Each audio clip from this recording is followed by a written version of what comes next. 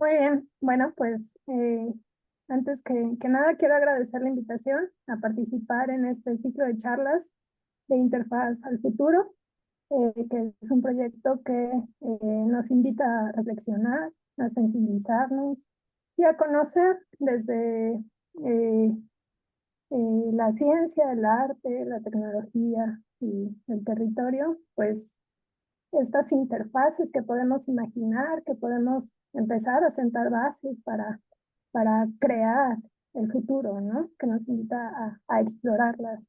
Entonces, bueno, el día de Súper. hoy les voy a platicar Si acerca de quieres, lo que... dame chance y te presento para que sea más Ah, formal bueno, y no. Nada, pues nosotros muy agradecidos de tu participación.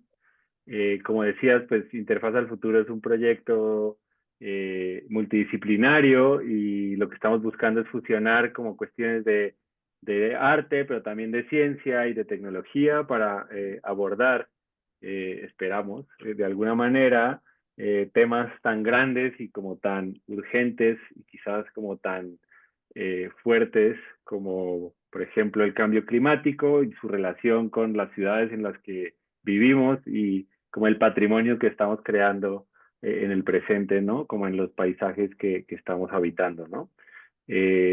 Tenemos inquietudes particulares como por los temas metodológicos con los que justamente la ciencia, el arte o la tecnología intentan preguntarse como sobre estas cosas y pues Interfaz al Futuro ha estado haciendo o se trata más bien de estar haciendo como unos talleres, conversaciones como esta que vamos a tener el día de hoy, algunas caminatas y algunos como procesos de diseño, pues que se enfrenten o aborden de alguna manera el estudio y la comprensión de estos fenómenos, ¿no? Eh, y bueno, sobre todo estamos como en una inquietud, como con temas como la escala espacial, la escala del tiempo y la distancia que tenemos como con estos fenómenos, digamos, que los leemos desde un lugar muy humano, pero que realmente tienen pues una ocurrencia a nivel planetario, ¿no? Y a veces aún más allá de nuestro planeta, ¿no? También hay factores que influyen en lo que hacemos, ¿no?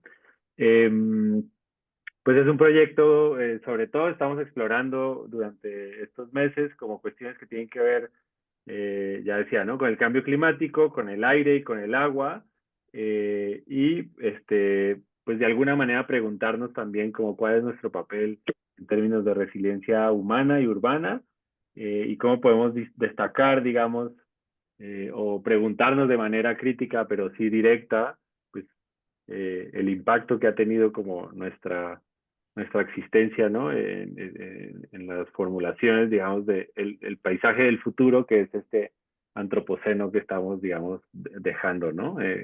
Hemos hecho quizás que el mundo entero gire alrededor de nosotros como especie y eso está teniendo también como un impacto en ese tiempo y en esa eh, pero bueno, ese es un poco el marco del proyecto y por eso nos interesaba sobre todo invitar a Vania, que justamente tiene una manera desde la ciencia, pues como muy directa, ¿no? De entender también estas preguntas, o más bien de formular de maneras eh, más científicas, como estas metodologías con las que nos podemos preguntar sobre nuestros tiempos y la escala como planetaria, ¿no? Que es de lo que se trata la conversación de hoy. Pues habiendo dado esta mini introducción, pues ahora sí les voy a presentar a nuestra comentarista de esta charla del día de hoy, que es Vania Ferrer Parra, y pues voy a leerles rápidamente su perfil para que quienes se están conectando, pues entendamos muy bien también desde dónde viene como esta conversación de hoy, ¿no? Vania es maestra en Ciencias de la Tierra por la UNAM y cuenta con experiencia en la exploración de recursos naturales como minería e hidrocarburos mediante la aplicación de métodos geofísicos en empresas nacionales y transnacionales. Actualmente colabora en proyectos de exploración de las capas someras del subsuelo con el uso de el radar de penetración terrestre y en el área de geomecánica realizando ensayos de laboratorio enfocados en la investigación del comportamiento de deformación de los materiales geológicos sometidos a distintas condiciones de presión y temperatura para proyectos académicos y la iniciativa privada. Además, participa en el ámbito de la ciencia comunitaria y hace parte de un proyecto que se llama Implementación de un sendero interpretativo con el fin de proteger las características únicas existentes en el cráter del Rincón del Parangueo, que es un área natural protegida en la región volcánica Siete Luminarias. Y además es instructora en el curso taller para guías comunitarios del cráter Rincón del Parangueo para temas de conservación ambiental, ¿no? Buscando empoderar a la comunidad con perspectivas de conservación del patrimonio geológico y cultural para fomentar el turismo consciente. Es además profesora de asignatura en las carreras de Geografía Ambiental de la UAC y en Ciencias de la Tierra de la Escuela Nacional de Estudios Superiores en Curiquilla, aquí en Querétaro.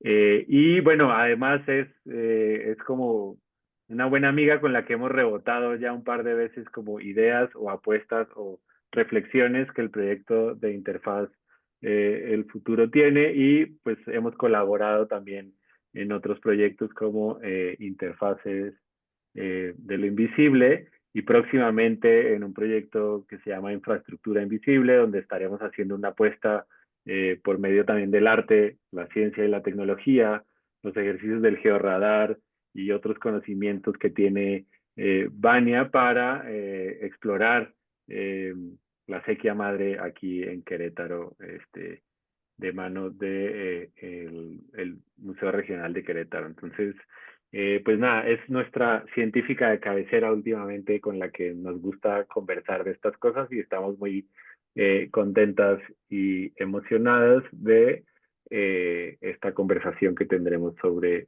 metodologías y procesos para pensar la escala planetaria, que fue un nombre quizás que yo le puse a la charla de Vania, así que pues espero que haya servido como esa ruta para esta conversación. Vania, muchas gracias por estar aquí esta tarde. No, pues gracias por la invitación y bueno, para ya darle play a la conversación, vamos a empezar y como bien lo dijiste, estamos dentro del marco del proyecto trabajando un poco cuestiones del tiempo y el espacio. Entonces, me permito empezar con una breve historia de la Tierra, hablando en una escala temporal, ¿verdad? En esta ilustración se pretende mostrar miles de millones de años de evolución de la Tierra, en el cual solamente voy a remarcar algunos episodios importantes que han sucedido a lo largo de ella. Entonces, bueno, comenzaremos con la expansión del Big Bang hace 14.000 millones de años, la creación del sistema solar hace aproximadamente 4.650 millones de años, la posterior formación y consolidación de la Tierra como un planeta. Y bueno, nada más quiero avanzar en esta espiral en donde su etapa más temprana pues era una tierra primitiva, una tierra que no albergaba las formas de vida primitivas que han ido evolucionando hasta como la conocemos ahora. Entonces, digamos que la abundancia de la vida comenzó aquí hace 542 millones de años, en el cual como ya les dije, abundaban las primeras formas de vida, las vidas primitivas. Vestigios de estas vidas primitivas en la actualidad quedan muy pocas y están representadas básicamente por espermatolitos o cianobacterias. También en esta espiral podemos encontrar a lo largo de ella alguna letra E. ¿Alguien se imagina qué ilustra esta letra E en marcados periodos de tiempo? ¿Extinción? Extinciones, así es. Pues no puede haber vida, no puede haber evolución sin una extinción, ¿verdad? Entonces, nuestra primera extinción que conocemos aquí sucedió en la era paleozoica. De hecho, hay 3 extinciones durante la era paleozoica, hace millones de años. No se preocupen tanto por los números, estamos hablando de un tiempo profundo, ¿ok? En una escala de millones de años. Regreso a la idea, estas 3 extinciones de la era del Paleozoico marca la pérdida de al menos un 85% de la vida en ese entonces que estaba reinada en el agua, ¿verdad? En los organismos acuáticos. Estas extinciones fueron marcadas por variaciones en el clima, por ejemplo, una glaciación que sucedió en el hemisferio sur, vamos a acompañar esta escala temporal también con una escala espacial. Algunos de ustedes han oído hablar de la tectónica de placas, ¿verdad? Cómo los continentes han ido moviéndose a lo largo de justamente esta escala tan antigua, tan larga, y en la actualidad lo continúa haciendo. ¿Y cómo sabemos que sigue operando? Pues por los sismos, por los volcanes, ¿verdad? Por esas manifestaciones vivas, ¿no? Que nos dice, bueno, la Tierra se está moviendo, las placas se están moviendo.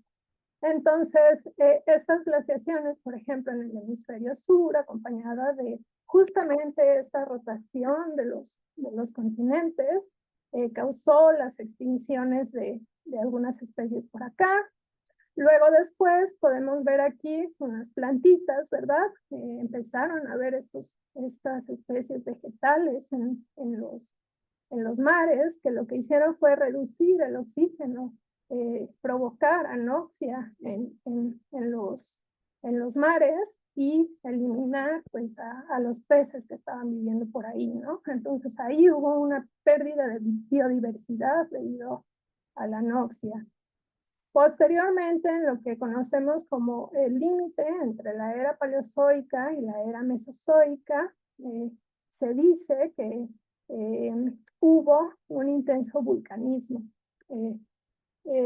Quiero dar un paréntesis o explicar concretamente por qué el vulcanismo afecta a las variaciones del clima que estuvieron sucediendo, perdón, a lo largo eh, de estos millones de años. Bueno, pues cuando existe una erupción volcánica se emiten gases a la atmósfera, ¿verdad?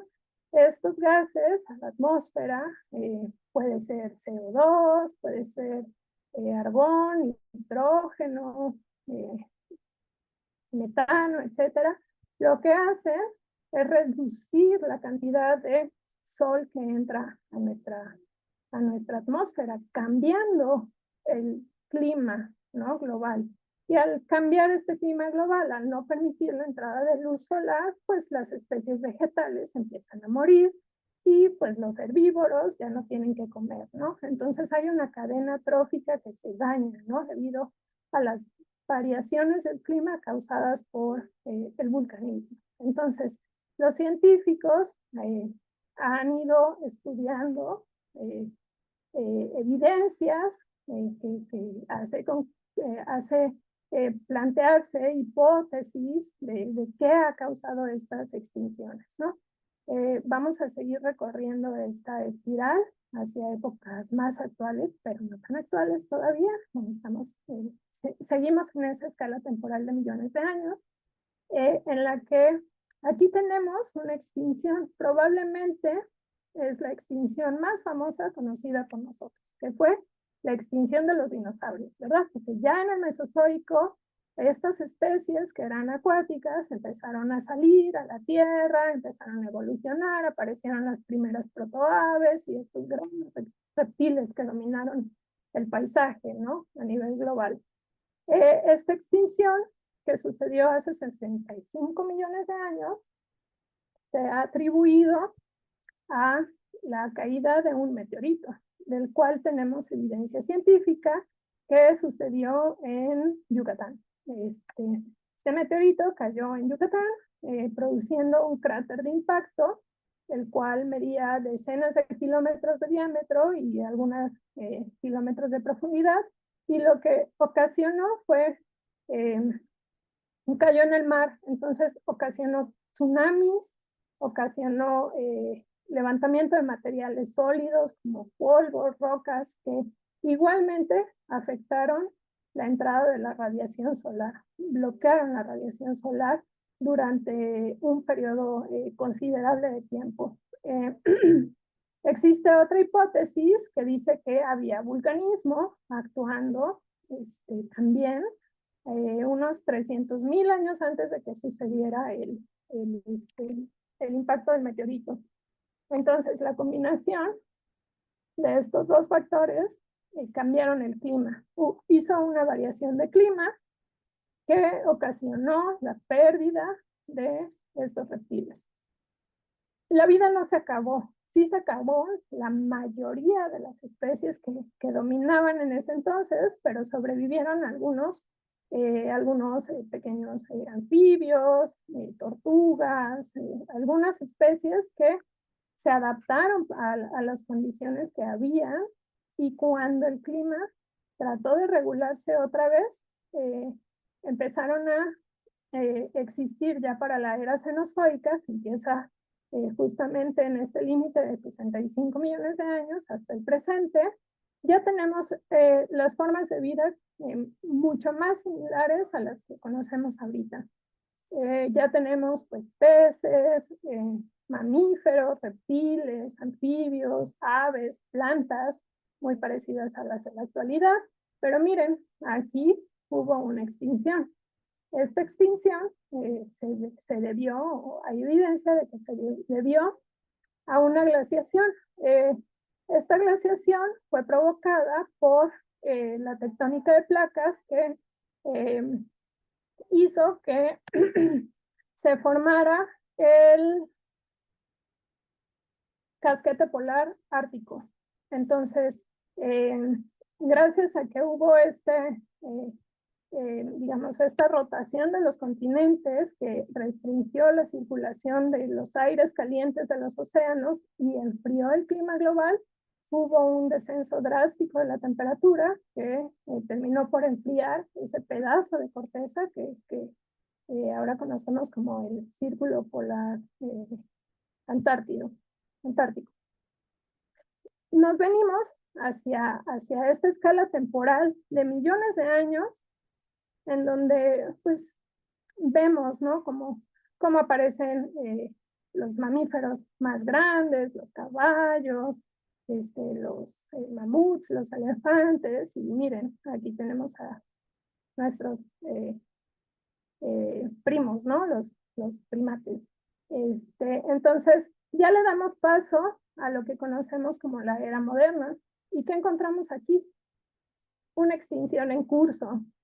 Esta extinción que está siendo producida se debe a principalmente la caza excesiva que hubo en la Edad de Piedra. Claro, los primeros hombres, pues qué conciencia ambiental, ¿no? Tenían que alimentarse de lo que fuera. Y empezó a crecer la población, ¿verdad? Empezó a florecer pues sí, la población, ¿no? También se atribuye esta extinción en curso al cambio de uso de suelo, a la deforestación, al uso de químicos nocivos, y también a las guerras, ¿verdad? Nos estamos extinguiendo uno con otro. Y también algo muy importante, y en lo que va mi plática, pues a variaciones del clima que hemos visto que son naturales en un periodo de tiempo muy largo. Fíjense, las extinciones no ocurren una detrás de otra inmediatamente, ¿verdad? Así sean por variaciones climáticas, el sistema terrestre busca cómo regularse para permitir las formas de vida, ¿no? Para permitir que, bueno, no se acabó todo, sobrevivieron algunas especies y podemos partir de ahí para evolucionar. Sin embargo, lo que encontramos ahorita, esta variación de clima está sucediendo en muy poco tiempo. Y vamos a ver algunas gráficas que nos muestran esta situación. Bueno, hablando de procesos que actúan a escala planetaria, pues la Tierra tiene varios procesos. Decidí escoger uno, que es el que la superficie terrestre lo percibe inmediatamente. Es decir, está expuesto a él en una escala de tiempo desde el inmediato, desde el aquí y ahora, lo ha sentido en el pasado y lo seguirá sintiendo en el futuro. Entonces, la exploración que yo voy a hacer va un poquito ahorita en aspectos teóricos, pero va a progresar para dar pie a conversaciones, espero que se puedan dar, pues es el clima global. Entonces, bueno, el clima global a una escala planetaria va a ser el resultado de las interacciones dinámicas entre estos subsistemas terrestres que son la atmósfera, la geósfera, la hidrosfera y la biosfera. Entre ellos hay un componente que crea un sistema muy complejo y de constante cambio de material, de masa y energías, pero esto no podría existir sin nuestra fuente, que es el Sol, ¿verdad? El Sol es el motor para que estas dinámicas se desarrollen. Entonces, lo que hace el Sol es enviarnos radiación a nuestra esfera, a nuestra Tierra, dividida en subsistemas, y a su vez, esta Tierra refleja esta radiación, la refleja en la atmósfera, la refleja en la geósfera, en la hidrosfera y en la biosfera. Algunos de los papeles que juegan estos componentes se los voy a platicar muy rápidamente como para entender esta dinámica. Es que, bueno, la atmósfera es esta capa gaseosa que nos ayuda a regular las temperaturas, sirve como un filtro contra la radiación y también nos determina los patrones de precipitación y de vientos, ¿verdad? Que esta precipitación y estos vientos influencian o tienen una influencia con la geósfera directamente, con la biosfera y con la hidrosfera. Es decir, existe un intercambio, ¿verdad?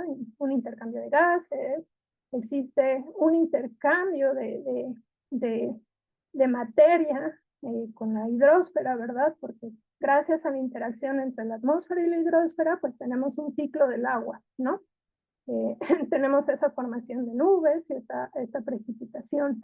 La geósfera, que es prácticamente nuestra Tierra desde su interior hasta la superficie, que abarca los continentes y los océanos, interactúa también de una manera directa, siendo el hábitat o siendo la casita de la biosfera. La biosfera comprende a todas las formas de vida que existen, ¿no?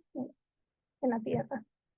Y bueno, la biosfera se encarga también de enviar gases a la atmósfera a partir de la respiración de los organismos, de las plantas fotosintéticas, hay un intercambio de CO2 y de oxígeno, pero también a través de la descomposición, ¿no? De los organismos. Podemos, está emitiendo gas metano.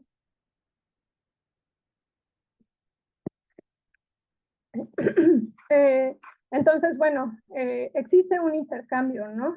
La hidrosfera con la geósfera, bueno, pues tenemos mareas, ¿no? Que están siendo, que las mareas influyen en los climas costeros, en la forma de estas costas, en la geósfera, ¿no? En este límite entre el continente y el océano se está moldeando todo el tiempo. Además de que la hidrosfera, que es esta capa azul, está comprendida por los glaciares, el agua en sus tres estados, ¿no? Sólido, líquido y gaseoso, en los glaciares, en los océanos, en los lagos, en los ríos. esta agua sirve como medio de transporte para sedimentos que van comprendiendo el suelo que pisamos, el suelo que está en la geosfera, ¿no? Entonces podemos ver que estos componentes lo que tienen en común es que regulan, de alguna manera, distribuyen el clima, ¿no? El clima que es dado a través de una fuente principal que es el sol, ¿ok? Existe una interdependencia de todos estos elementos, ¿no? A una escala global. Funcionan, están en constante cambio y es lo que ha permitido que la Tierra sea como lo es ahorita, ¿no? Actualmente. Yo quiero empezar a definir algunas cosas, que es el tiempo y el clima. Todos hemos googleado, por ejemplo, el día de hoy, cuáles van a ser las condiciones atmosféricas. Realmente, cuando nos referimos a las condiciones atmosféricas que suceden en una escala temporal inmediata o corta, estamos hablando del tiempo. Y nosotros podemos ver que este tiempo puede ser pronosticado por los meteorólogos para decirnos cómo va a estar el clima, ¿no? Cuál va a ser la precipitación, la humedad, inclusive los índices de rayos UV, ¿no? Que va a haber en una escala de tiempo corta.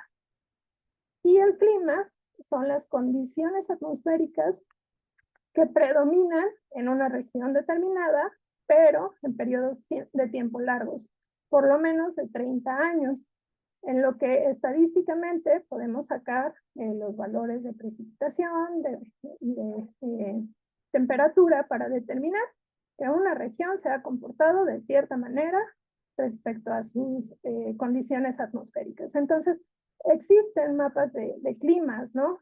Mapas de clasificación de climas de prácticamente todo el mundo, en la que podemos ver por sus iniciales si es un clima tropical, si es un clima seco, de latitud media, suave, o de latitud media severo, polar o de tierras altas.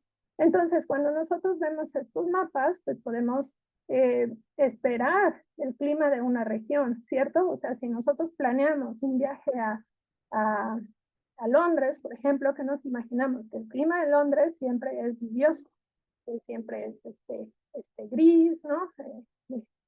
Eh, muy húmedo, etcétera. Pero no quiere decir que el tiempo que va a haber en Londres no pueda cambiar. Es decir, las condiciones atmosféricas inmediatas sí pueden cambiar. Entonces, ¿qué pasa? Que todas las especies sentimos las condiciones atmosféricas a diferentes escalas de tiempo, tanto en periodos cortos como en periodos largos. ¿Qué pasa con estas especies en esta escala temporal? Pues las especies tienen que adaptarse a las condiciones atmosféricas, tienen que migrar o terminan por extinguirse, ¿no? Como lo vimos anteriormente a lo largo de la historia de la Tierra, ¿no? Entonces, solo tenemos estos tres caminos al estar expuestos a las condiciones atmosféricas, ya sean a corto plazo o en periodos de tiempo largo, ¿no?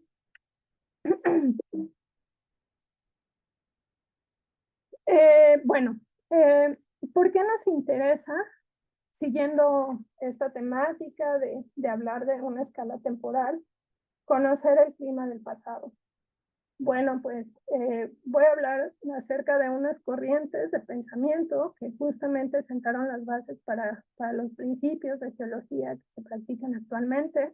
Estas tres corrientes distintas nos habla de la temporalidad de los fenómenos. Entonces, voy a platicar brevemente del catastrofismo, perdón, que se desarrolló a mitad del siglo XVII por este pensador, James Ussher, en el cual me voy a permitir leer una frase. Él decía que los paisajes de la Tierra han sido formados por grandes catástrofes. Los grandes cañones y montañas han sido creados como resultados de desastres súbitos a escala planetaria. los cuales fueron producidos por causas desconocidas que ya no actúan. Está hablando de catástrofes, ¿no? De fenómenos inmediatos que moldearon las montañas, los océanos. Y para esa época, bueno, la dogma religiosa pues, era casi que inluchable, ¿no? Entonces eh, se le se le dio por verdad al tratar de explicar el diluvio universal, ¿no? Que era ese pasaje bíblico que, eh, que trataba de contestar Osher. El uniformismo, que ya casi un siglo, más de un siglo después, se empezó a consolidar por James Hutton. Él dice una frase que creo que aplica, más bien no creo, aplica hasta ahora, que el presente es la clave del pasado. Justamente por eso nos interesa conocer el pasado. Él empezó a dar esta idea del tiempo profundo. James Hutton decía que las leyes, James Hutton decía que los fenómenos geológicos pasados son uniformes, excluyéndose cualquier fenómeno catastrófico. Es decir, pues había uniformidad en los procesos y que eran procesos lentos, pero que actuaron durante mucho tiempo para moldear el relieve que conocemos ahora.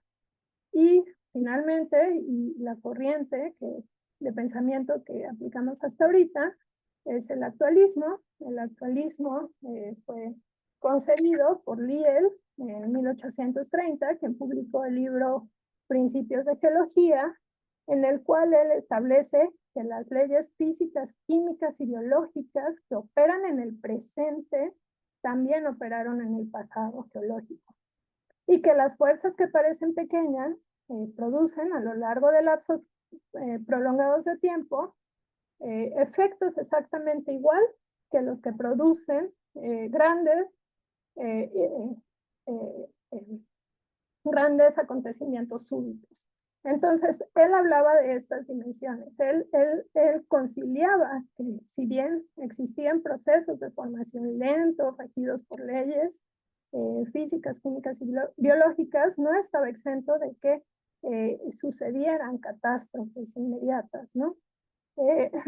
Justamente él hablaba de este equilibrio dinámico, y algo que estuvo padre es que el trabajo de Lyell fue una inspiración para Darwin. Darwin después lo que pensaba o lo que tomó de estas ideas de Lyell es que la evolución de las especies tenía lugar entre una generación y la que sigue delante de nuestros ojos, pero actuaba tan lentamente que no la percibía. O sea, estaba sucediendo de una manera lenta que era imperceptible y a una escala de tiempo pues grande, ¿no? Pero Darwin recuperó estas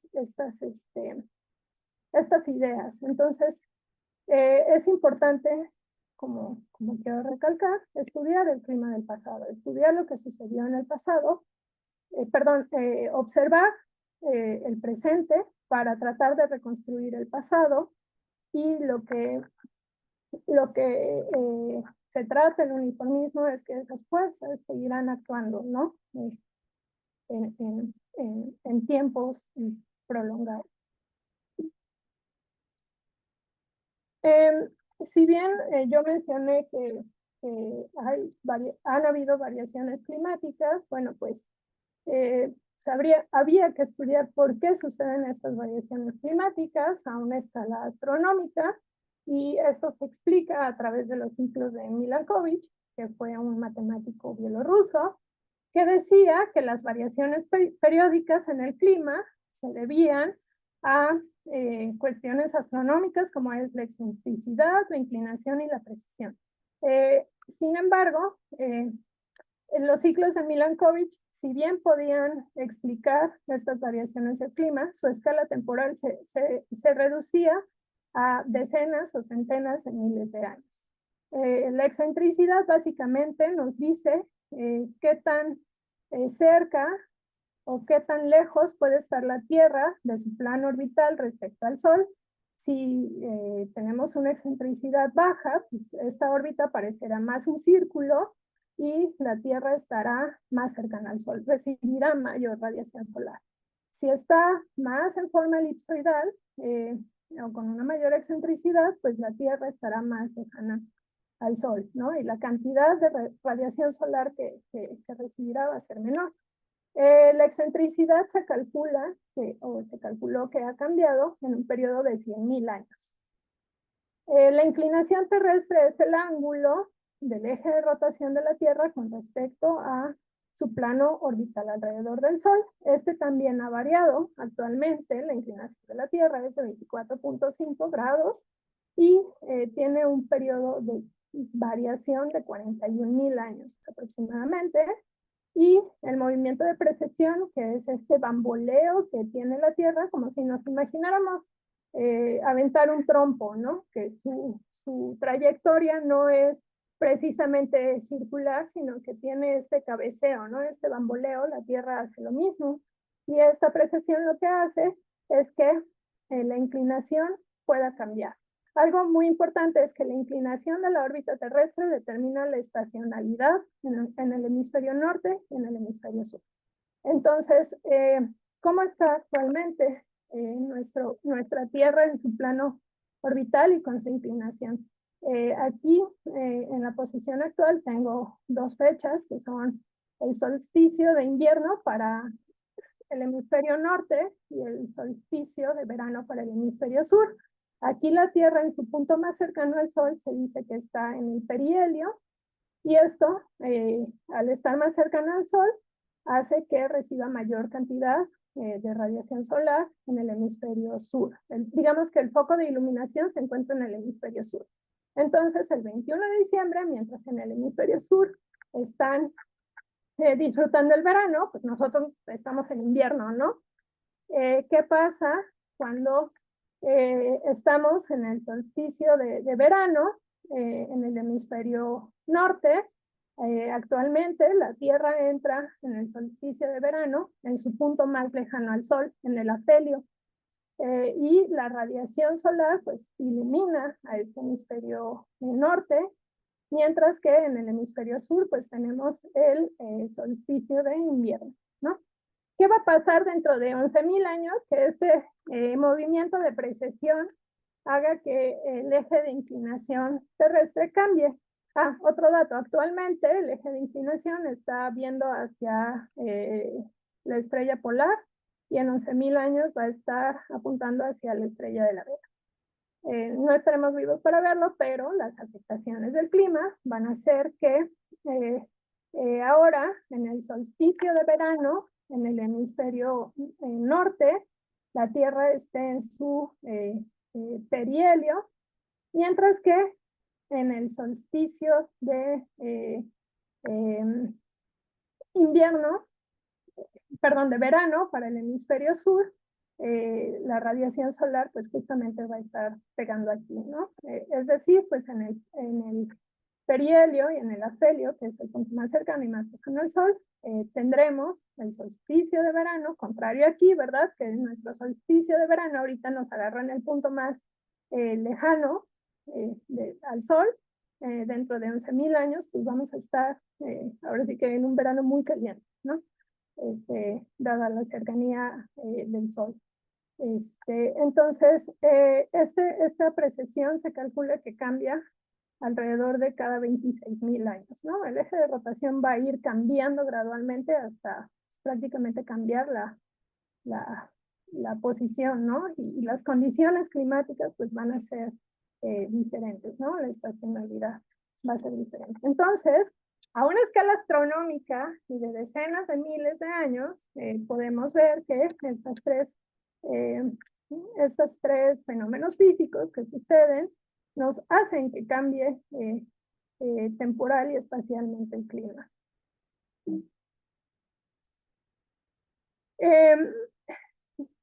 Pero nos queremos ir más atrás, en estudiar el clima del pasado. Y bueno, existen algunas metodologías que lo tratan de descubrir, ¿no? De descubrir cómo era ese clima tan antiguo. Para eso se vale de la obtención de datos proxy. Los datos proxy son datos indirectos, ya que, bueno, pues, no se puede medir o no hay registro de la precipitación y de la temperatura del clima pasado. La instrumentación, digamos, para medir variables atmosféricas, al menos en México, tiene 100 años, ¿no? De registro instrumental. Entonces, la paleoclimatología o el estudio del clima del pasado se vale de estos datos proxy, como les digo, son datos indirectos. Estos datos indirectos pueden ser obtenidos a través de el estudio de isótopos ambientales, por ejemplo, el isótopo de oxígeno, la relación de los isótopos de oxígeno 18 y oxígeno 16 en foraminíferos, que son unas criaturitas ahí marinas con una concha, la cual el estudio de estos isótopos nos puede revelar la temperatura de los océanos, el nivel de fluctuación del agua, ¿no? Que pues está directamente relacionada al clima que había en esa época. A manera general, el oxígeno 16 se encuentra mayormente en los glaciales, si no estoy mal, y el oxígeno 18, la mayor concentración, está en los océanos. Entonces, bueno, podemos ver si estaba frío, o sea, estaba el agua en estado sólido, o sea, teníamos temperaturas muy bajas, teníamos temperaturas muy altas en las cuales creció el nivel del mar, ¿no? A través de la concentración isotópica. También otra metodología para conocer el clima del pasado de millones es la medición de gases en núcleos de hielo, y está bien interesante porque básicamente los glaciólogos o los paleoclimatólogos van a glaciales, perforan núcleos de hielo y los estudian.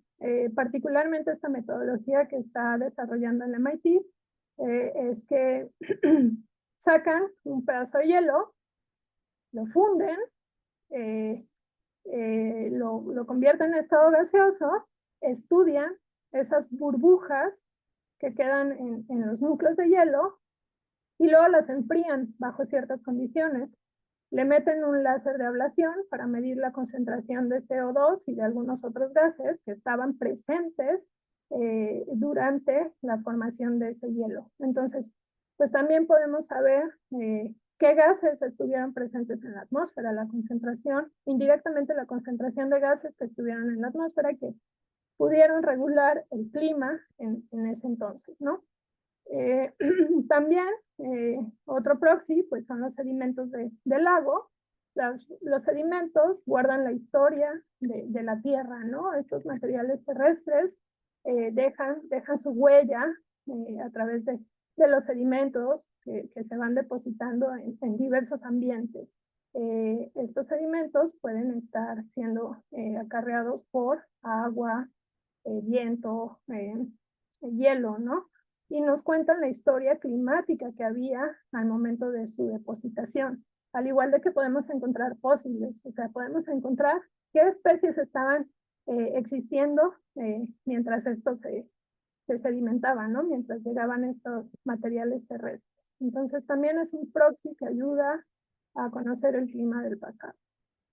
Otro proxy que está bien interesante es la dendrocronología, que básicamente es la ciencia que nos ayuda a entender el crecimiento de los árboles. Podemos saber la edad a la cual una especie vegetal se formó, y a través de manera muy general se pueden establecer series de tiempo para conocer qué clima había en ese entonces. Los anillos más gruesos de los árboles, de manera muy general, quieren decir que había mucha humedad y mucha precipitación. Y las bandas más delgaditas, como esta, los periodos relativamente más secos, ¿no? Este crecimiento más acotado, más delgadito, pues nos está revelando que las condiciones ambientales eran diferentes. bueno, fueron cambiando, ¿no? Entonces, pues podemos establecer una serie temporal de cómo se comportaba el clima, ¿no? Esta es una escala corta de tiempo, creo que unos 3.000, 7.000 años podemos reconstruir la historia. Pues aquí millones de años, ¿no? En los sedimentos del lago, en los núcleos de hielo, pues, también una escala mayor. En los foraminíferos, bueno, pues son especies que habitaron, bueno, que están en la Tierra desde hace algunos millones de años. Y el último proxy que quiero platicarles, o la última metodología que quiero platicarles, es la geomorfología como ayuda para la reconstrucción climática, ¿no? Estos valles en forma de U que ponen en evidencia que, aunque ahora no lo observemos, antes hubo un glaciar y el hielo erosionó estos valles, ¿no? El avance de estos hielos cambiaron la geomorfología de esta, pues, de las montañas y de los valles, ¿no? Entonces, estudiar el paisaje por sí mismo también nos puede ayudar a reconstruir cómo fue el clima del pasado. Y bueno, platicando un poco de estas escalas temporales y estos métodos que tenemos hasta ahora, gracias a la tecnología y al avance científico para saber cómo se ha comportado el clima, aquí hay una lámina en la que se pone en evidencia pues, las variaciones climáticas que desde un principio les hablé, ¿no? Que ha actuado en estas tasas de años tan largas, pero miren, aquí tengo una tasa de año más presente, ¿no? Ahí vamos, analizando estas fluctuaciones. Entonces, en esta lámina tenemos representadas bajo un nivel de referencia, digamos, este 0 es un nivel de referencia, y estos son decrementos en la temperatura o incrementos en la temperatura. Aquí, a partir de los últimos 800.000 años, podemos ver que los periodos glaciares pues están representados por estas temperaturas bajas, ¿no? Y los periodos interglaciares están representados por este ligero calentamiento, ¿no? De este ligero incremento de la temperatura. Entonces, quiero que podamos observar que todas estas escalas empiezan aquí en el tiempo presente y se van yendo acotando, ¿no? Vamos a ir haciendo un zoom. Entonces, aquí le vamos a hacer un zoom a esta parte que es el interglaciar Emisense hace 120.000 años antes del presente. Durante el Pleistoceno, que podemos ver que este interglacial duró algunos miles de años y las condiciones climáticas ahora sí que cambiaron y se fueron a una época glacial. ¿Qué pasa en este pequeño slice que va del presente a los últimos 18.000 años? Bueno, pues veníamos de un periodo glacial en el cual ya íbamos a empezar a calentarnos tantito y pum, de repente sucede este dría reciente. Este dría reciente es un episodio en el cual presenta una reversión a las condiciones casi interglacial que se iban a manifestar, pero lo vuelve a una condición glacial. Es decir, hay una perturbación en el clima, ¿no? Que produce este descenso de la temperatura. Posteriormente, de este dría reciente, que duró apenas unos miles de años, dio paso a este calentamiento, a estas fluctuaciones, ¿verdad? Miren, cómo nunca el clima ha sido lineal, ¿no? O sea, nunca observamos una linealidad, siempre vemos estas oscilaciones marcadas en una escala temporal grande, ¿ok? Eso es lo que quiero que veamos en estas gráficas. Entonces, estas fluctuaciones, que también esta escala, en este eje de las Y, miren cómo se van acotando también los incrementos o decrementos de temperatura.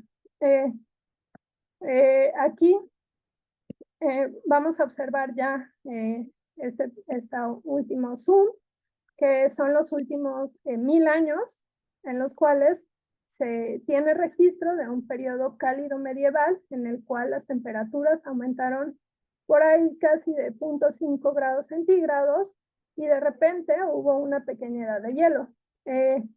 Por ahí hay unos escritos que existió por ahí en 1826 o algo así. Eh, eh, un día sin, un año sin verano. O sea, de que estaba tan frío las condiciones, no hubo un verano, principalmente en Europa. Y también encontré algunos escritos que dicen que esta pequeña edad de hielo, en alguno de estos puntitos fríos, coincidió con un mínimo de la actividad solar, en el cual pues, el Sol tiene ciclos que duran alrededor de 11 años, en los cuales hay oscilaciones de actividades, hay máximos solares y mínimos solares. Ahorita estamos en la mitad de ese ciclo solar. Hace poco hubo noticias, creo que ninguno fue ajeno a escucharla, de que iba a haber tormenta solar, ¿no? Hace algunos meses, justo porque coincide con una época de máxima actividad solar. Cuando hay una máxima actividad solar se puede observar estas manchas solares que son producto de la eyección de masa coronaria del Sol hacia el espacio, ¿no? Pero aquí el enfriamiento, por ahí encontré un texto, de repente se lo quisieron atribuir a un mínimo de actividad solar, ¿no? Es decir, probablemente la radiación del Sol no era tan intensa, ¿no? Contribuyó un poquito a este enfriamiento. Pues miren, ya esta pequeña escala temporal, ¿no? De apenas una centena y cachito de años, ya de 1860 al 2000, en la que representamos el final, bueno, más bien ya habíamos terminado, o estábamos por terminar esta pequeña edad de hielo, y miren, ¿qué vamos? Vamos para arriba, ¿no? Nos estamos calentando. Quiero dar algunos puntos importantes, que son que la última glaciación terminó hace 15.000 entre 15.000, hace 15.000 a 5.000 años, y durante este tiempo la Tierra se calentó 5 grados centígrados, es decir, 1 grado centígrado cada 1.000 años. ¿Ok? Quiero que tengamos presente esta tasa de calentamiento durante la última glaciación y el periodo interglacial, ¿no? ¿Qué pasa o qué podemos empezar a pensar con ayuda de las gráficas que les mostré en una escala temporal? Pues que el clima ha tenido estos cambios, estas oscilaciones de manera natural a lo largo de la historia y seguirá cambiando, ¿sí?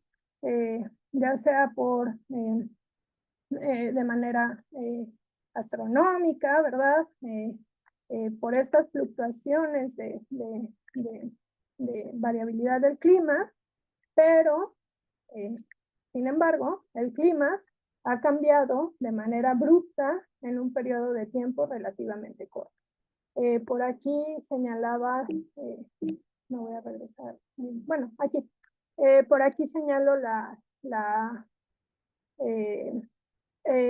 fechas de referencia, que son fechas preindustriales, en las cuales pues se toman de referencia para construir justamente pues, cómo estaba el clima antes y después de nosotros, de nuestra influencia directa, ¿no? Con la revolución industrial y esta emisión de gases. Y tan solo se ha aumentado en 0.5 grados centígrados la temperatura entre 1980 y 1990. O sea, ya subimos 0.5 grados en 10 años la temperatura. Esto, ¿a qué se debe? O bueno, ¿por qué decimos que existe un cambio climático? Pues por observar el clima durante su historia, por justamente poder calcular estas tasas de velocidades, ¿no? Estas tasas de velocidades en una escala pues temporal. Entonces, aquí tenemos un nivel de referencia y miren cómo estamos calentándonos. El cambio climático pues digamos, se ha definido como una aceleración en el ritmo del calentamiento, justamente hablando de estas tasas de velocidad, y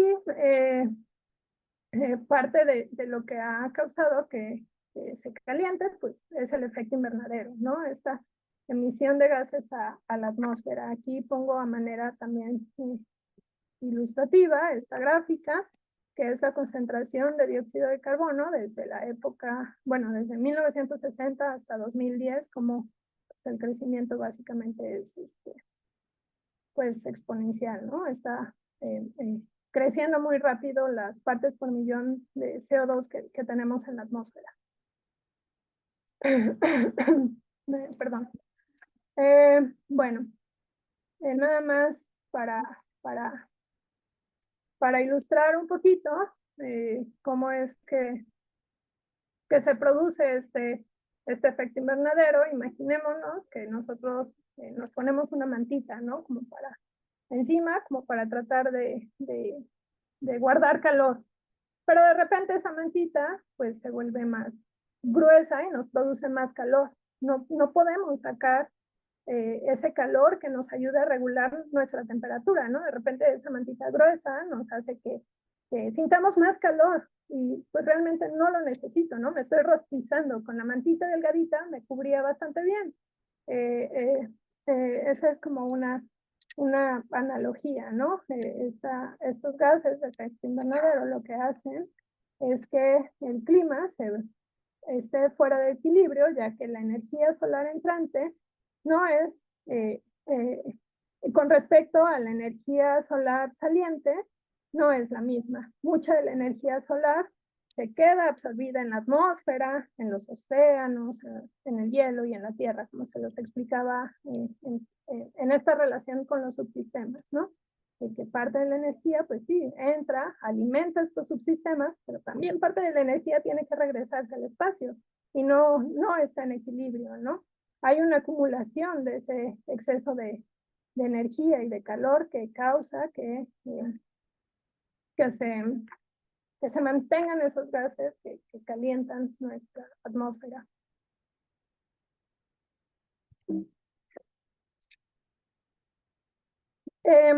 Aquí no hay manera de susto, pero 2023 ha sido el año más caliente desde 1850. O sea, el año pasado fue el año más caliente del que se tiene registro hasta ahora. Y estos son datos de Berkeley Earth, que pueden diferir un poquito con los datos que arroja el IPCC o el Panel Intergubernamental de Expertos de Cambios Climáticos. Ahí pueden variar un poquito las cifras, pero bueno, van en el mismo son, ¿no? Van a la misma tendencia. Para 2023, la temperatura promedio anual global fue de un incremento de 1.54 grados centígrados encima del promedio del periodo preindustrial. Es decir, siempre tomamos de referencia los periodos preindustriales, ¿no? Antes entre 1850 y 1900. Justo tenemos esta ventana de analizar el clima en unas decenas de años, ¿no? Prácticamente este calentamiento se atribuye, además del factor antrópico del calentamiento, o sea, de nuestra contribución de los gases a la atmósfera, también se le atribuye el fenómeno del niño. El fenómeno del niño y de la niña pueden cambiar el clima hasta 0.2 grados centígrados en una tasa de tiempo corta, de años, de 1, 2, 3, 4, 5 años, ¿no? Mientras está actuando este fenómeno en diversas partes del planeta. Entonces, podemos ver en esta representación justamente la anomalía de temperatura respecto al valor promedio en diversas regiones del mundo. Entonces podemos ver estas anomalías que están entre 1 y 2, ¿verdad? En estas colores, en esta escala de colores, que pues ponen en evidencia esto, ¿no? El crecimiento o el incremento de la temperatura promedio global. Como les decía, aquí algunos factores que contribuyen a la temperatura, al cambio de la temperatura global, está el fenómeno del niño y la niña, estas oscilaciones. Generalmente cuando tenemos al niño se producen calentamientos, miren, hasta 0.2 grados centígrados arriba, pero cuando tenemos la niña, como en 2021 y 2022, pues hay este enfriamiento, ¿no? de algunos grados del clima global. Los ciclos solares, como ya les platicaba, las máximas y mínimas actividades solares, pero miren, su factor de contribución es 0.0, o sea, realmente no podemos culpar al sol, ¿no? de calentarnos o de enfriarnos en los últimos 10 años. Esta es en los últimos 10 años. Las erupciones volcánicas, estas erupciones que emiten gases a la atmósfera que pueden producir un efecto invernadero global, también su contribución es muy pequeña. Y la reducción de pues el uso de combustibles en ambientes marinos, ¿no? Que también el aporte es bastante pequeño. Y miren, nuestra contribución, ¿no? Al calentamiento global, pues sí, es se ve claramente este incremento debido a factores antrópicos. Ya casi termino. También algunas gráficas que me parecen importantes compartirles es pues la cobertura de hielo, ¿no? Aquí podemos ver estas gráficas temporales de cómo estaba la cobertura, el área de hielo. Esta es para el hemisferio norte y el hemisferio sur. Y aquí está para el mes de julio del 2024, pues miren hacia dónde va esta recta, ¿no? Bueno, esta curva, ¿no? Hacia cada vez menos cobertura de hielo, ¿no? Extensión de hielo. Lo mismo para el hemisferio sur, ¿no? Miren, esta curva no alcanza a tocar estas curvas que básicamente son las de mayor cobertura o extensión de hielo, ¿no? Entonces, pues, por ahí sí ven animaciones que no pude poner, perdón, de cómo han ido desapareciendo estos casquetes, pues son sacados de estos datos, ¿no? De estos análisis temporales, del cálculo de áreas o de extensiones. Y bueno, pues ya hablamos del clima, ¿verdad? A una escala de millones, de años, de miles, el clima actual, y cuál es nuestra interrelación, ¿no? con el clima. Pues actualmente podemos hablar de algunos desastres causados por el calentamiento global. En algunas zonas, bueno, pues, se presentan inundaciones, deslizamientos de tierras, pero en algunas otras regiones que son regiones de clima seco, las condiciones se están agravando, ¿no? Estas sequías, estos incendios forestales, la reducción de la producción de alimentos, ¿no? Que afectan al hombre, ¿no? Entonces, bueno, parte de las consecuencias del cambio climático, pues las estamos viviendo ahorita. Y bueno, ¿qué pasa con el futuro, no? A manera de la ciencia, bueno, pues algunos científicos, especialistas en el clima, hacen modelos matemáticos, modelos climáticos, que comparan observaciones pasadas y de evidencias paleoclimáticas para hacer simulaciones. Con estas simulaciones tratan de encontrar con precisión los cambios que se han observado en la Tierra en el pasado para que nos dé una confianza de que se están capturando los procesos climáticos más importantes. Volvemos, lo que actúa en el presente actúa en el pasado. Entonces, no quiero decir que contundentemente en el futuro van a pasar, contundentemente, pero nos ayuda a hacer estas simulaciones de esta escala temporal, jugando con el pasado, el presente y el futuro. Y estos modelos pueden identificar las causas de los cambios climáticos pasados, como es el vulcanismo, la escala astronómica,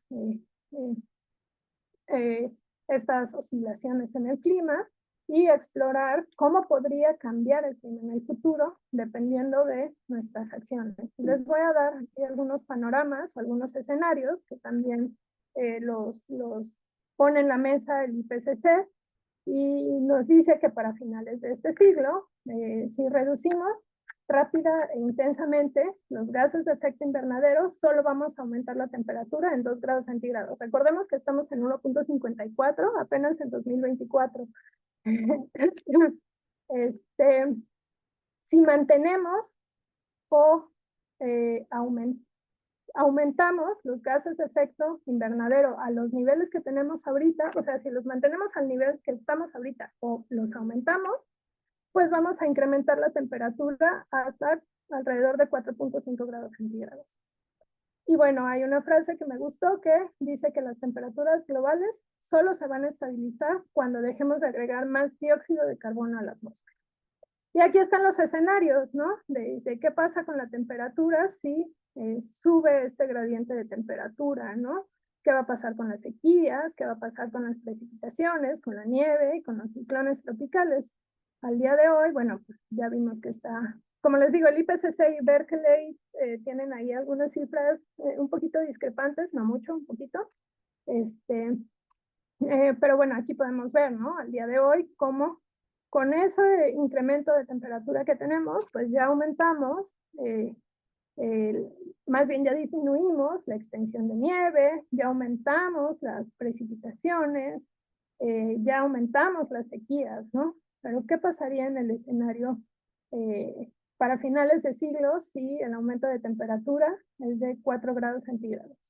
La temperatura global promedio puede llegar hasta 5.1 grados centígrados en algunas regiones.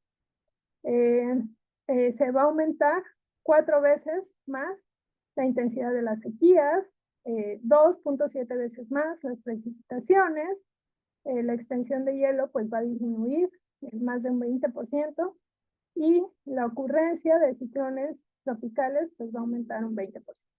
Esto es lo que va a suceder. Estos son los cambios que se van a hacer mayores con respecto a cada incremento del calentamiento global, pero pues también hay otro fenómeno del que no podemos ser ajenos, ¿no? Y pues justamente son los desplazamientos humanos. Estas condiciones de cambios van a traer consigo mayor desplazamiento, que para 2022 ya se cumplió un récord en el cual eran 5 millones de personas, y el 98% de ellas, de estos desplazamientos, estaban relacionados a peligros relacionados con el clima. Este dato lo saqué de una agencia de refugiados de la ONU, sí, algo así. Bueno, o sea, que estudian los desplazamientos, pero desplazamientos multifactoriales, ¿no? No necesariamente desplazamientos por el clima, sino por guerras, etcétera, ¿no? Por otros factores que hacen que las comunidades tengan que dejar su lugar para desplazarse. Y esta cifra es muy alarmante porque pues ya la mayoría va a desplazarse por cuestiones climáticas.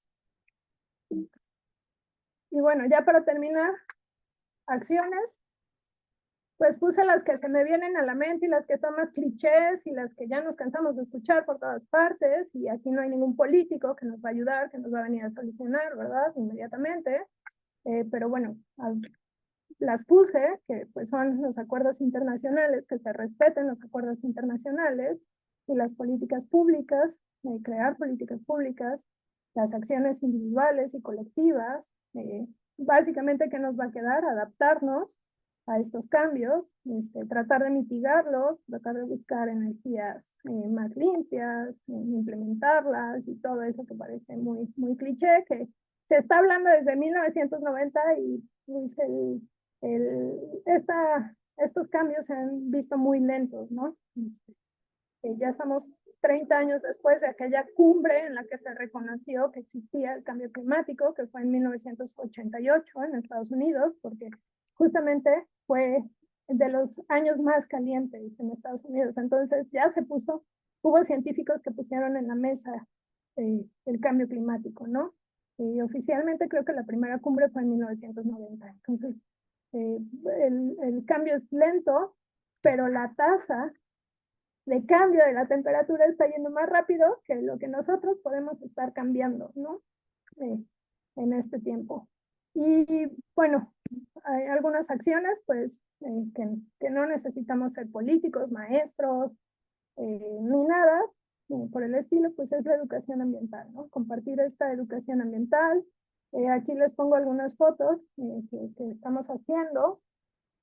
Justamente, pues Paquico les mencionaba el proyecto en el que estoy trabajando, que es en Parangueo, y lo que se hace es educar a la comunidad para que desde una perspectiva ambiental protejan sus ecosistemas, ¿no? Traten de proteger lo que tienen, de valorar su espacio físico eh, también como un bien que les da servicios, en este caso, pues servicios turísticos, tratar de hacer un turismo más consciente, pero pues, ¿cómo vamos a tener un turismo consciente si la gente que lo maneja no tiene esa educación ambiental, ¿no? O sea, ¿cómo le vas a decir a un turista, hey, no tires basura, si la propia comunidad, pues, tira basura, ¿no? Entonces hay que empezar por cambiar algunos aspectos, ¿no? Empezar desde nuestra trinchera, como les digo, no necesitamos ser profesores, políticos, nada para educar en lo ambiental, ¿no? A quienes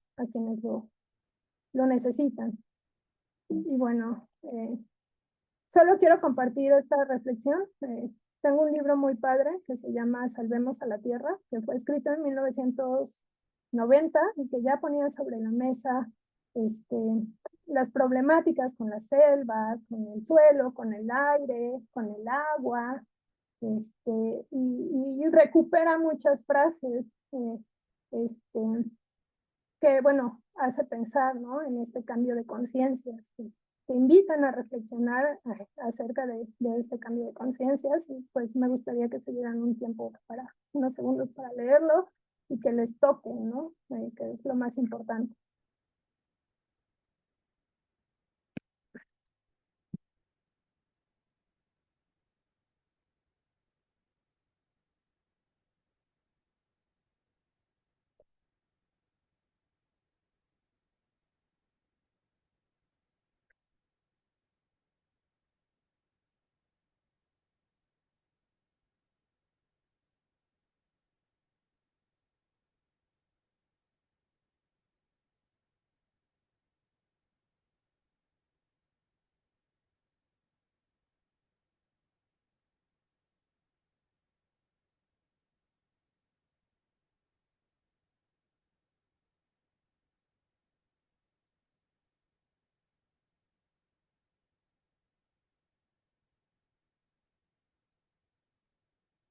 Y bueno, eh, ¿tú qué piensas? Platícame, ¿qué piensas? Eh, no sé, Paquico, podemos abrir una dinámica acerca de lo que acerca de lo que expuse, de este tema que traje a la mesa, que seguramente todos tenemos algo que decir, ¿no? No estamos ajenos a esto. No sé, ¿qué opinan? Y estaría bueno si alguien quiere eh, iniciar respondiendo directo también a la inquietud final que están pensando después de esta eh, plática de Vania. Creo que estaría interesante que alguien nos cuente eh, qué está pensando antes de empezar a abrir el micrófono de manera más dinámica, como con anotaciones y quizás otras dudas, como en qué, cómo cierran, en qué están pensando en este momento, si alguien nos quiere compartir.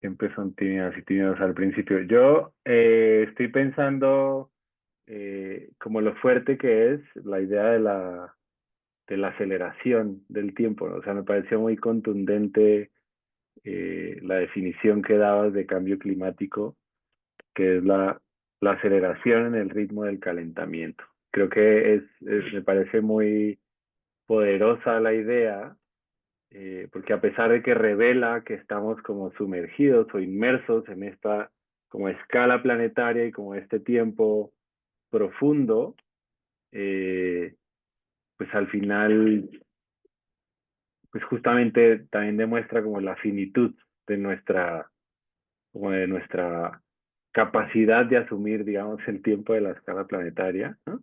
A pesar de que estamos incidiendo de manera directa en esa aceleración, ¿no? Eh, y creo que es como muy fuerte en términos como, o sea, lo que me hace preguntarme es eso, ¿no? Es como hasta dónde somos completamente irresponsables de nuestra responsabilidad, ¿no? Este, y cómo no podríamos como alcanzar ni siquiera como a lidiar con ello, a pesar de que somos nosotros eh, como este factor contribuyente al fenómeno, ¿no? Entonces me parece que es como una idea muy, muy fuerte y justo, digamos, se conecta con cosas que hemos estado hablando en el proyecto en términos de la escala, eh, la escala planetaria en términos espaciales, la escala planetaria en términos de tiempo, hemos estado hablando de la distancia que tenemos como con los fenómenos, y creo que ahora pones como sobre la mesa para mí, como esta idea de la aceleración, ¿no? Eh, Justo ayer terminábamos uno de los talleres y yo pensaba en cómo esta aceleración, por ejemplo, eh, pues es sencillamente violenta como con nosotros mismos, ¿no? Y quizás por eso la parálisis, ¿no? Entonces quizás la otra cosa que pienso es que es quizás una pregunta no necesariamente para ti, sino de pronto retórica, a pesar de que, aunque quizás la quieras intentar como resolver, que es como es cómo nos posicionamos entonces, si ya sabemos que este tiempo nos excede y que esta como fenómeno nos excede aún más, ¿no? A veces decimos que la conversación sobre el cambio climático eh, pues es como inevitable. Yo a veces quisiera pensar que es ineludible, pero aquí también parece que es inalcanzable lo que podamos hacer, porque ya va tan acelerado como el asunto que, que justo quizás después de ver como todas estas escalas de tiempo y luego ver así a los políticos y a los grupos comunitarios y a las personas, es como nos vemos aún más chiquitos de lo que ya quizás nos sentíamos al empezar la conversación, ¿no? Entonces yo estoy como pensando en eso, como en la respuesta directa de la pregunta final, ¿no? Eh, y me quedo como con otras ideas que quizás voy a anotar de una vez por si anima esto a otras personas como a contarnos qué están pensando. Eh, es bello, pero a la vez como fuerte, antes de que entráramos a los datos, como algunas ideas eh, que nos dabas, me pareció muy poderosa la idea de que todas las especies percibimos las condiciones atmosféricas, o sea, el clima y el tiempo, a distintas escalas temporales, ¿no? Porque creo que ese es como un reto específico de lo no humano frente a una posibilidad de futuro, ¿no? Eh, si este tiempo es tan extenso, quizás podríamos aceptar que eh, estamos entonces en esta extinción en curso que nos revelas en tu primera lámina. Este, y, pero es interesante quizás pensar también entonces que, que la vida sigue, ¿no? Y entonces que quizás ese final eh, catastrófico, no sé cuál sea la expresión, el eufemismo menos eufemístico, pero es como, quizás no es tan trágico porque solo nos incluye a a algunas vidas de este planeta, pero bueno, es trágico porque es pensar que se acaba como nuestro rol en la historia y pues somos como una especie como como que nos consideramos como muy importantes y principales porque somos las que hacemos estos dibujitos y las que nos gusta como contar la historia y demás, ¿no? Pero entonces en eso, yo también estoy pensando ahora como en estos como los que tú llamabas proxies, ¿no? Como estos son casi como una suerte como de tótems, ¿no? Como unos recursos, como eh, gráficos propios con los que eh, el planeta está contando su propia historia, ¿no? Y eso me parece como muy poderoso a lo que estamos nosotros intentando pensar en este proyecto, ¿no? Es como estos proxies son de alguna manera unas interfaces de comunicación eh, que la Tierra tiene para contar su propia historia, como para conciliar su propia narrativa. Y en eso pues creo que esta idea que nos dabas, inspirada como en uno de estos personajes de la ciencia, de que el presente es la clave del pasado, y me gusta mucho porque normalmente pensamos que el pasado es la clave del presente y del futuro, y me gusta mucho como esa inversión en la línea del tiempo, que es romper la línea y decir el presente es la clave del pasado, porque quiere decir que entonces lo que pensemos en el presente sí tiene una incidencia en el tipo de historias que nos contamos, en el tipo de, de presencias que formulamos y en el tipo de posibilidades futuras que deseamos, ¿no? Entonces yo tengo en este momento como esos tres grandes pensamientos frente a tu pregunta, ¿qué piensas? Y estaría muy bien que alguien más también nos comparta qué están pensando en este momento.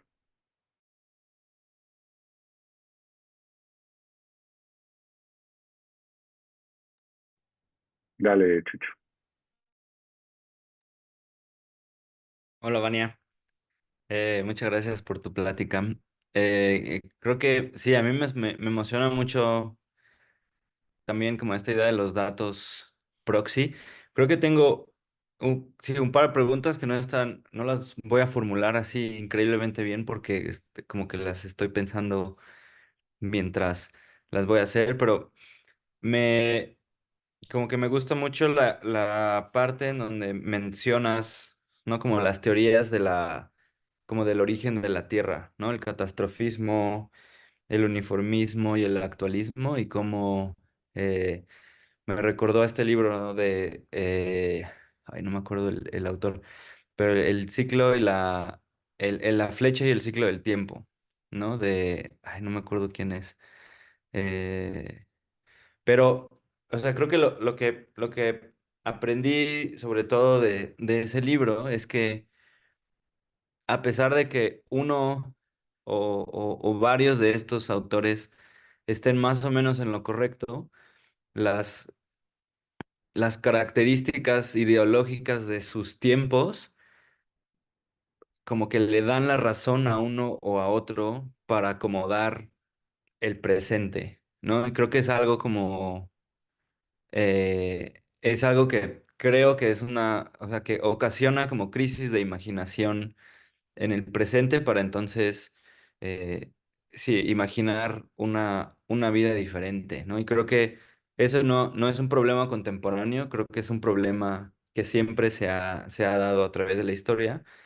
Y creo que también es un problema de comunicación, ¿no? Como bueno, hemos hablado mucho de esto, ¿no? Como de qué manera comunico, de qué manera, por qué medios podría yo como comunicar esto que estamos entendiendo, que ya de por sí es súper limitado en cuestiones como mediales, ¿no? O como de entendimiento eh, con datos. Entonces, por eso creo que ahí viene creo que una de las preguntas es, ¿qué tanto todavía como la idea de la ideología contemporánea como del progreso? Y eso es una parte que me gustó mucho del libro, ¿no? Como un progreso lineal hacia a un mejoramiento como infinito, ¿no? Y de innovación infinita, está todavía ligada como a una concepción de la ciencia o una concepción incluso del tiempo que la ciencia puede proponer y que tanto como te chocas con pared cuando uno le dice a un político que el progreso no puede ser infinito, ¿no? O que no se puede quemar sí, que no todos podemos tener un coche y un jardín, ¿no? Como porque si no se nos jode el sistema, ¿no? Em, y creo que la otra, o la otra parte de mi pregunta es como, dentro de esa crisis como de imaginación o esa incapacidad de imaginar o comunicar eh, el, como esos resultados a una cuestión contemporánea que está cargada de ideologías y demás. Como qué posibilidades hay como en los nuevos medios o en mezclar ahora como disciplinas como no científicas o como no basadas en evidencia para entonces comunicar. Yo no sé si de manera más eficiente o de mejor o peor manera, pero por lo menos tal vez complicar la manera en la que se llega a ciertos resultados o se comunican ciertos resultados, ¿no? Como, y si es una idea tal vez peligrosa o no, ¿no? Como, des, como qué tensiones hay. Y creo que eso lo saco también un poco como a nuestras conversaciones, ¿no? Como qué tanto se pierde como el prestarle un georradar a un artista o hablar de antropoceno con gente que está especulando y que tal vez no tiene como los datos duros, ¿no?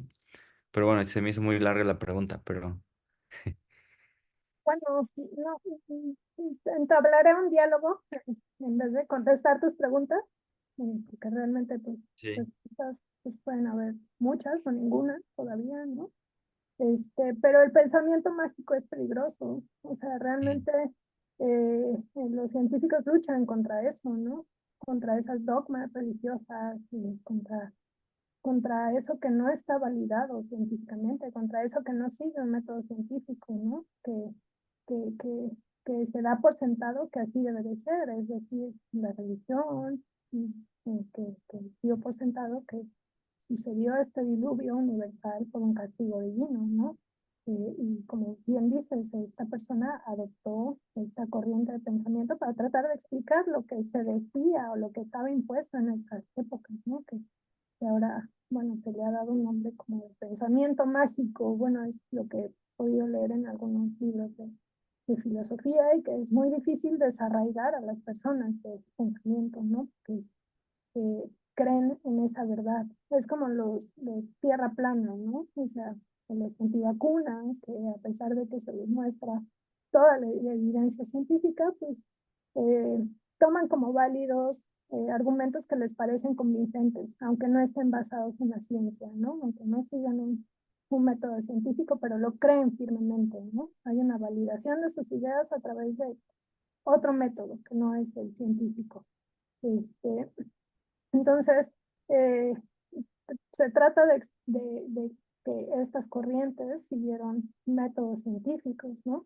Y finalmente, pues el actualismo dijo, hey, pues sí, hay un equilibrio dinámico, o sea, sabemos que hay caídas de meteoritos que son catastróficas, que están moldeando el relieve, sabemos que hay sismos, tsunamis, erupciones volcánicas que pueden suceder de repente, y bueno, pues eso ha hecho que la vida tenga, que la Tierra tenga un equilibrio, ¿no? O sea, tampoco todo es bonito y uniforme y tranquilo y ningún mar en calma hizo a un buen navegante, ¿no? Entonces, este, pues justamente se adopta toda la evidencia científica para establecer ciertas bases para crear una disciplina, una ciencia como es la geología, ¿no? Que sirvió de inspiración, ¿no? Como les digo, como punto de partida para otras obras trascendentales, ¿no? Que fue Darwin, por ejemplo. Y posteriormente, bueno, pues la teoría de la tectónica de placas, que no lo mencioné, pero pues también ahí hay un desarrollo científico, ¿no? Con evidencia, este, que, bueno, ahí Wegener pudo juntar y hacer su teoría, ¿no? Este, y bueno, ¿cómo podemos comunicar mejor sin ser científico? Pues a través del arte. Por ahí me quedé mucho con lo que contestaba Mónica, ¿no? Se lo contestaba a alguien en el taller que decía, bueno, el arte sí está regido bajo ciertas cosas, es universal, es un lenguaje universal que acerca a las personas de cualquier nivel. Entonces, más bien creo que la ciencia y el arte deben de estar más conjuntas, deben de trabajar más de la mano para poder llegar justamente a, a, a las poblaciones, ¿no? Por ejemplo, en el taller que estamos dando, en Rincón de Parangueo, que es parte de esta educación ambiental, recurrimos a actividades didácticas también, recurrimos a, ok, dibuja el cráter, ¿no? Identifica las características del cráter. ¿Qué lugar se te hace más bonito para enseñarle a un turista? Mm. A partir de esos acercamientos, a través de una didáctica diferente que no es precisamente la científica, la de ve y explícale a una comunidad tan heterogénea, porque tenemos aprendices de 85 años de edad que no saben escribir, y jóvenes universitarios, o sea, tenemos un grupo bastante heterogéneo, pues no le vas a explicar científicamente cómo se formó el mar, el cráter mar de Rincón de Parangueo. Hay que recurrir a otras alternativas y el arte responde muy bien a eso, ¿no? El arte sirve para acercar a estas personas, ¿no? A lo que intentamos eh, darles a conocer, ¿no? Para que ellos se empoderen, ¿no? En cuestión ambiental. Entonces, sí, yo creo que el prestarte el radar ha sido un acercamiento con el arte bastante interesante y que pues nos permite también decirle a la gente, oigan, hay justamente tecnologías que nos ayudan a saber qué hay debajo de nuestros pies, ¿no? Desde una perspectiva artística, pero estamos explorando eso que no se ve, ¿no? Justo en este proyecto, ¿no? De interfaces al invisible, tratamos de conectarlo. Entonces que el arte resuelve muy bien, ¿no? Eso. Creo, creo que ahí sí, como que se podría redefinir que en dónde está ese pensamiento mágico, ¿no? Como también como reubicar como esa idea de lo mágico, o sea, se me ocurre también como, eh, sí, no sé, partes de la narrativa, incluso la ciencia ficción y demás, puede acomodarse en cuestiones que ya son increíbles del mundo como es, ¿no? Entonces, sí, como que eso mágico también, a lo mejor no es como erradicar lo mágico, ¿no? Y siempre hablar como de evidencia y datos duros y demás, pero también como encontrar o reubicar eso mágico dentro de lo que ya pasa, ¿no? Como de lo que ya está aquí y de lo que ya sucede o sucedió. eh, y eso sí que es como un cambio, ¿no? Como sí, y también es dificilísimo, ¿no? También. Sí, justo, o sea, en este curso, pues la comunidad nos dice, bueno, es que se formó, vienen ovnis, nos visitan ovnis. O sea, ellos también tienen ese pensamiento mágico que justamente no tratamos de erradicar, esos son sus costumbres, son sus ideas que los hacen pues originales, ¿no? O sea, que esa forma de pensamiento, pues no se los vamos a arrebatar, simplemente es acercarlos a la ciencia, ¿no? Acercarlos un poquito para que tengan otros argumentos que contarles a los turistas, ¿no? Que tengan la curiosidad, ¿no? Mm. Pero sí, no es, o sea, digamos, en ciertas ocasiones no deberíamos de erradicarlo, ¿no? Ni muy, muy, ni tan, tan. Exacto. Respetar, pues simplemente, ¿no? Digo, Mm. es una comunidad que se ha formado con esas ideas y pues no estamos peleados, o sea, no estamos peleados, ¿no? Mm. Gracias.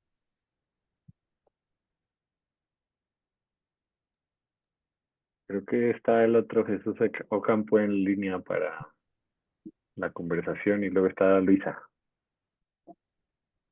Hola, ¿qué tal, Albani? Hola, señor. Felicidades por la presentación, Gracias. me gustó mucho y vaya que es difícil aterrizar los datos geológicos de millones de años, bajarlos a cientos de miles de años y luego ponerlos en la actualidad. Lo hiciste muy bien porque es difícil de explicar. Está muy buena tu presentación, te felicito. Está muy, Gracias. está muy entendible. Y yo vi unos datos durísimos que no me imaginaba, o sea, ese del cambio climático. Y una parte también que dijiste que va más a prisa el cambio climático que las acciones que estamos teniendo, eso me gustó también. Y la verdad es que sí, si no nos ponemos la pila, esto nos va, ya no tenemos, como que no necesitan mostrarnos más cosas que las que ya vimos, ¿no? Exactamente. Ya lo vimos, o sea, no es, ya viene, ya está aquí.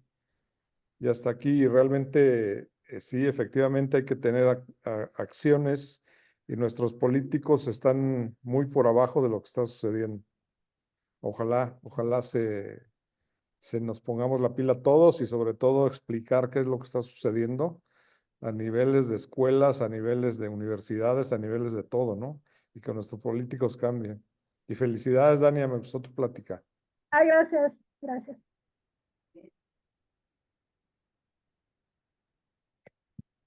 Luisa, adelante.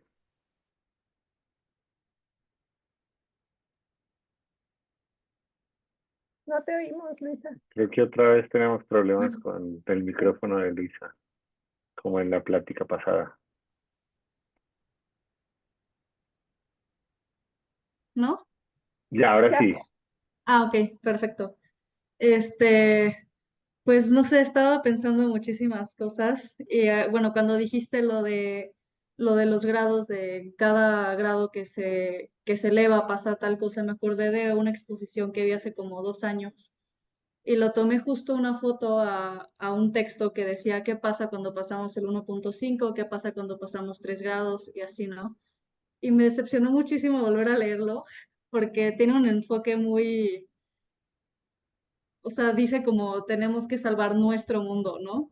Y es como lo que decías ahorita, simplemente, o sea, y muy fuerte, pero se acaba nuestro rol en la historia, o sea, de tantos años, pero no es como que vamos a salvar nuestro mundo, ¿no? O decía uno de las consecuencias de cuando pasamos 3.7 grados, habla del daño económico. Entonces, como que en ese momento leí esa información y sí me impresionó muchísimo, pero ahorita que siento que lo veo con otros ojos, veo cosas y detalles que digo, ¿cómo es posible que hagan una exposición con tanta información, con tantos recursos? Fue una exposición que vi en Chicago, en el Centro de Arquitectura, y que tengan ese enfoque tan de separar al humano de la naturaleza, ¿no? Hablan de vida humana y después hablan de especies y de plantas. Entonces, no sé, ahorita entré en shock leyendo otra vez como esa foto y nada, era algo que quería compartir. Sí, bueno, y es lo que estamos viviendo en el presente, ¿no? O sea, justamente lo traigo en este juego temporal que quise hacer, eh, relacionando el clima con los desastres que el humano está viviendo, ¿no? Al final de cuentas, pues los fenómenos naturales siempre han existido a lo largo del tiempo geológico, siempre hemos tenido, gracias a la tectónica de placas, ese vulcanismo que ha cambiado nuestro clima, hemos tenido diluvios, precipitaciones, hemos tenido caídas de cuerpos celestes. Eso no quiere decir que no van a suceder en el futuro, ¿no? La dinámica planetaria es así, o sea, es una interacción, ¿no? De estas esferas que les platicaba al principio. Y bueno, pues el humano siempre, bueno, el humano en este corto periodo que llevamos aquí, pues resulta ser la especie que más se ha adaptado, una de las especies que más se ha adaptado. Sentimos calor, prendemos el ventilador. Sentimos frío, nos tapamos. O sea, hemos construido esa adaptación con la ayuda de la tecnología, ¿no? Que tenemos a nuestro alcance. Pero, ¿y las demás especies? Son las que migran, las que se extinguen. O sea, ¿qué pasa con esa biodiversidad? Y lo hablábamos, pues el antropocentrismo en su máxima expresión, ¿no? Somos los que más hemos hecho esto, los que más buscamos cómo hacer esto, ¿no? La adaptación, la adaptación, la adaptación. Eh, Sin embargo, bueno, pues otras especies no tienen más que migrar y ver si sus condiciones son más favorables. Incluso los humanos, ¿no? Cuando tocaba este tema de los desplazamientos, esta migración forzada, y bueno, terminar por extinguirse, ¿no? Y los impactos que tienen también esta pérdida de biodiversidad, pues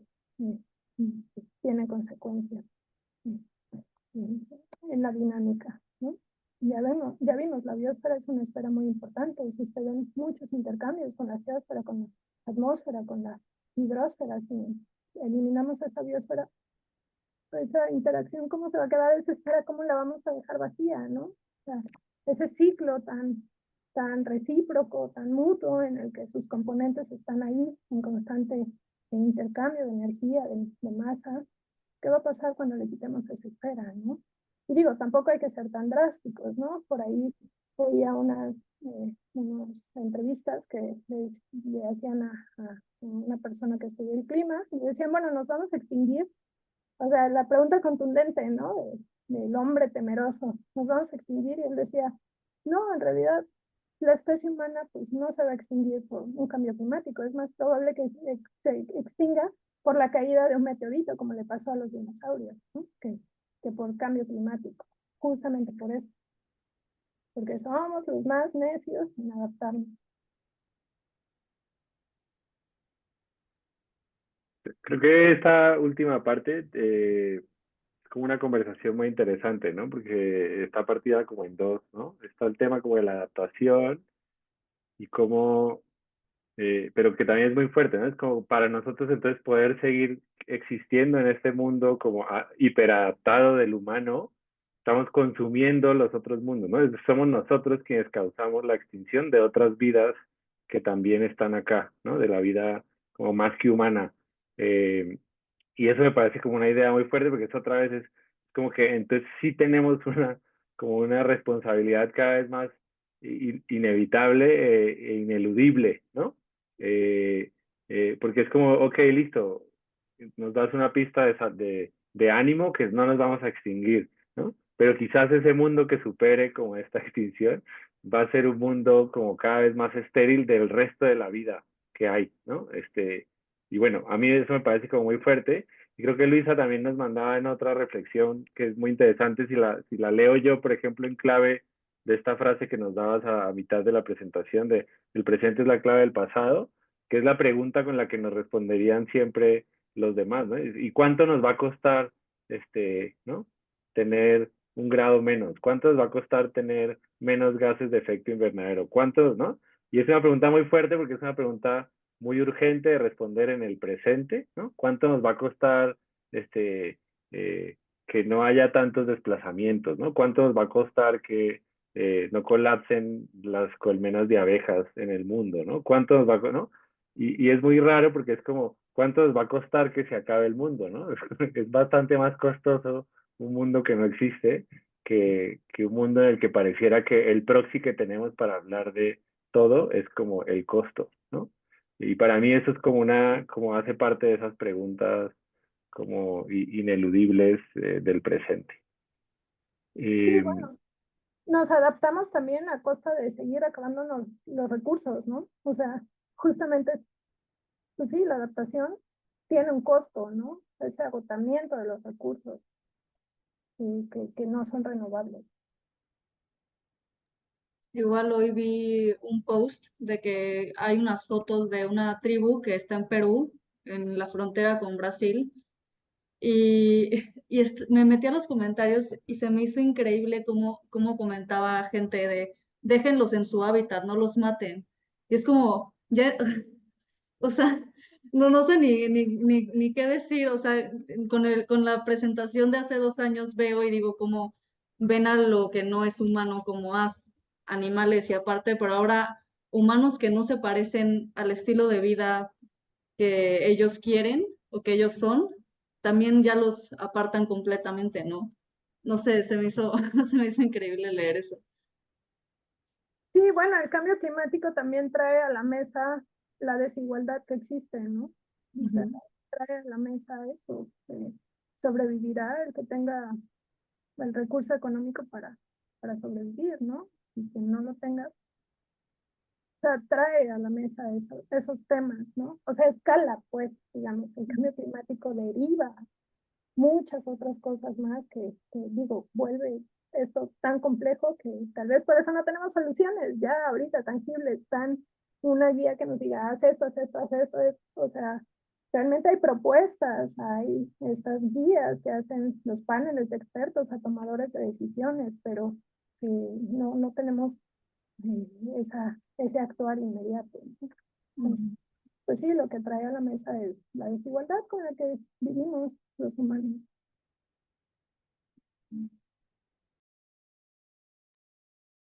Bueno, nos vamos acercando al cierre de la sesión. No sé si alguien más quisiera compartir algo, si no, mientras tanto, si se animan o no.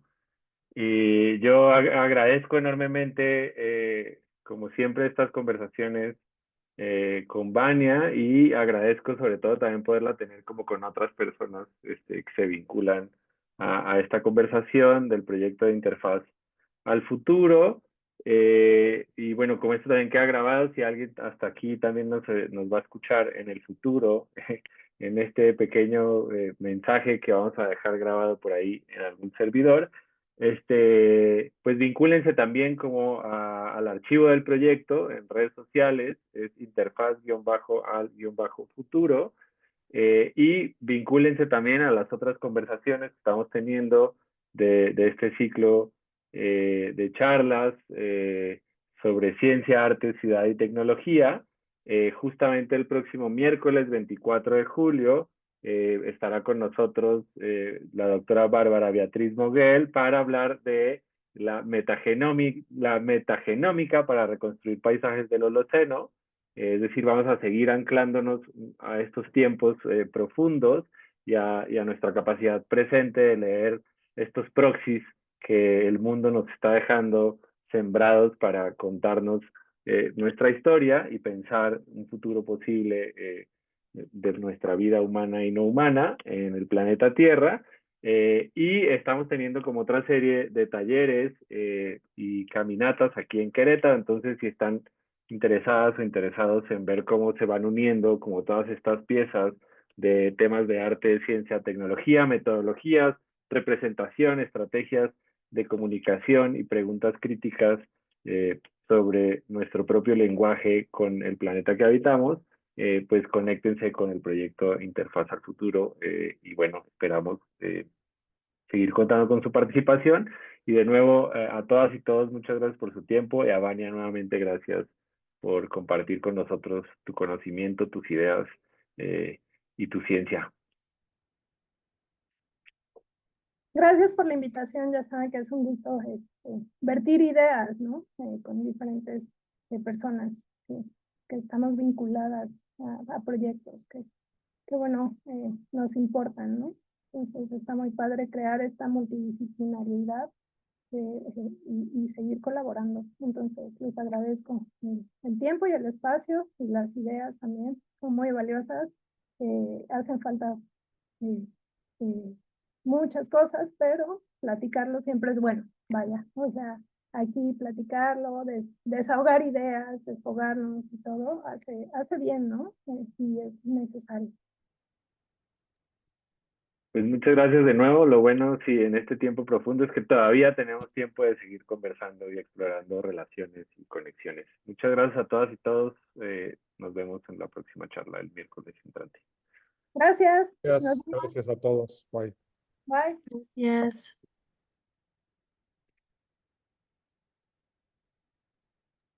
Gracias.